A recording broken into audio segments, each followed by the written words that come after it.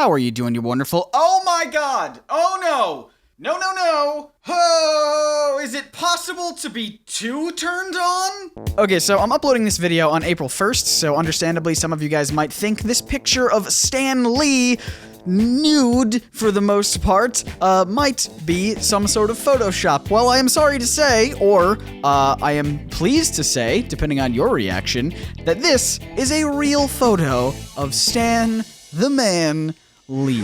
Well, you're making me feel incredibly comfortable out here. Legendary comics creator from Marvel, and if you're not familiar with the comics, you probably recognize him as that old guy who shows up in those movies. So why is this sweet old man laying naked on a couch covering his Hulk with another Hulk? Well, it's a story of office hijinks gone a little bit too far, and it takes place 35 years ago in 1983. During this time at Marvel, the editorial staff was having a grand old time, just goofing around. They started staging really fun photo shoots with everybody in the office dressed up as costumed heroes for their comic book issues, most notably Spider-Woman issue number 50. It was the final issue of this particular Spider-Woman run, and they wanted to do something fun to close it out. So hey, why not just get everyone together, dress them up in costumes, and have a really cool final cover. Lots of writers and artists on board, and Spider-Woman herself was simply a secretary from the business end of Marvel who just so happened to look the part. Everyone had such a fun time with this photo shoot that they decided to make an entire comic book dedicated to just more photos of office hijinks at Marvel. And of course, you can't make a book about the behind the scenes at Marvel without featuring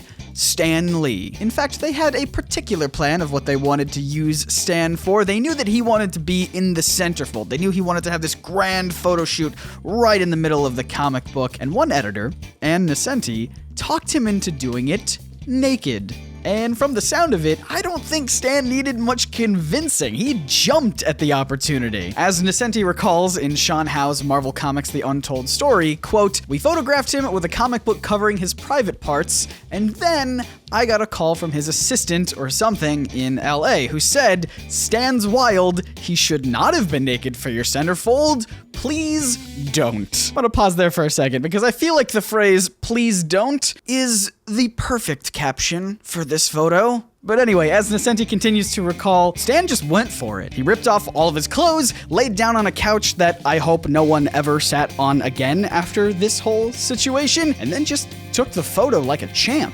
However, according to the photographer Elliot R. Brown, Stan Lee wasn't completely naked behind that issue of Hulk. Quote, "Stan indeed kept his fire engine red bikini briefs on, very businesslike, I might add. You'd have thought he did this every day," end quote. And honestly, though, kinda think that he does. Sorry, I meant hope. I hope that he does. Either way, as you would expect, this photo didn't make it into the final draft of the comic book, which was printed in 1984 under the title Marvel Fumetti, if I'm pronouncing that correctly. It basically just means comics made of photos. You can see most of them are fairly harmless, so putting Stan Lee nude in the centerfold, kinda out of place. So to remedy this, they superimposed a drawing of the Hulk over Stan Lee's entire body except his head. But we all know in our heart of hearts and in the deeply repressed memories of our brains that beneath this Hulk body, that's a Stan body.